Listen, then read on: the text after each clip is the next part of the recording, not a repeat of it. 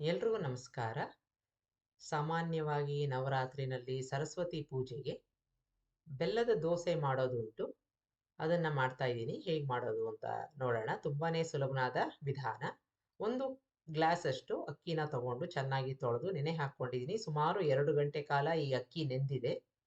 ನೀರನ್ನೆಲ್ಲ ತೆಗೆದು ಈಗ ಅಕ್ಕಿನ ನಾನು ಮಿಕ್ಸಿ ಜಾರ್ಗೆ ಹಾಕೋತಾ ಇದ್ದೀನಿ. ತುಂಬಾ ಕಡಿಮೆ ಪ್ರಮಾಣದಲ್ಲಿ ನೀರನ್ನ ಹಾಕೊಂಡು ನುಣ್ಣಿಗೆ ರುಬ್ಕೋಬೇಕು. ಯಾವ ಅಕ್ಕಿ ಬೇಕಾದ್ರೂ ನೀವು ತಗೋಬಹುದು. ಈ ರೀತಿಯಾಗಿ ರುಬ್ಕೊಂಡಿದ್ದಾದ್ಮೇಲೆ ಯಾವ ಗ್ಲಾಸಲ್ಲಿ ನೀವು ಅಕ್ಕಿನ ತಗೊಂಡಿದ್ರಿ ಅದೇ ಗ್ಲಾಸಲ್ಲಿ 1 ಗ್ಲಾಸ್ ಅಷ್ಟು ಕಾಯಿ ತುರಿ, ಅಷ್ಟೇ ಪ್ರಮಾಣದ ಬೆಲ್ಲನ ಹಾಕೊಂಡು ಮತ್ತೆ ರುಬ್ಕೋಬೇಕು. ಜಾಸ್ತಿ ನೀರು ಹಾಕೋದು ಬೇಡ. ಅದ್ರ ಜೊತೆಗೆ 2 ರಿಂದ 3 ಏಲಕ್ಕಿನ ಹಾಕೊಂಡಿದ್ದೀನಿ. ಈಗ ಮತ್ತೆ ರುಬ್ಕೊಂಡಿದ್ದೀನಿ. ಸುಮಾರಾಗಿ ಗಟ್ಟಿಯಾಗಿ ಆಗಿದೆ. ಆಮೇಲೆ ಬೇಕಾದ್ರೆ ನೋಡ್ಕೊಂಡು ನೀರನ್ನ ಹಾಕ್ಕೋಬಹುದು. ಈಗ ಒಂದು ಪಾತ್ರೆಗೆ ಹಾಕೋತಾ ಇದ್ದೀನಿ. ಹದ ಕರೆಕ್ಟಾಗಿ ಇದೆ. ನೀವು ಬೇಕಾದ್ರೆ ನೋಡ್ಕೊಂಡು 1 ಅಥವಾ 2 ಸ್ಪೂನ್ನಷ್ಟು ನೀರನ್ನ ಹಾಕ್ಕೋಬಹುದು. ಈ ರೀತಿಯಾಗಿ ಇದ್ದಾಗ ನಮಗೆ ಬೇಕಾದ ರೀತಿನಲ್ಲಿ ದೋಸೆನ ಮಾಡ್ಕೋಬಹುದು. ಈಗ ನಾವು ತವಾ ಕಾಯಕ್ಕೆ ಇಟ್ಟಿದ್ದೀನಿ.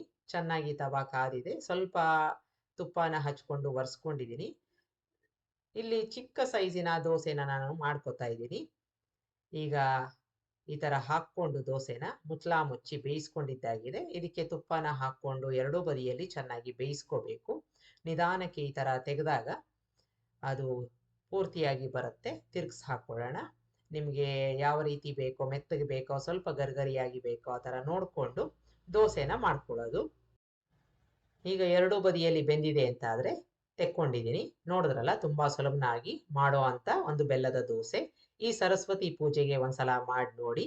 ನಿಮಗೆ ರೆಸಿಪಿ ಇಷ್ಟ ಆದಲ್ಲಿ ಲೈಕ್ ಮಾಡಿ, ಶೇರ್ ಮಾಡಿ, ಕಮೆಂಟ್ ಮಾಡಿ, ನನ್ನ ಚಾನಲ್ಗೆ ಸಬ್ಸ್ಕ್ರೈಬ್ ಮಾಡಿ. ನಮಸ್ಕಾರ.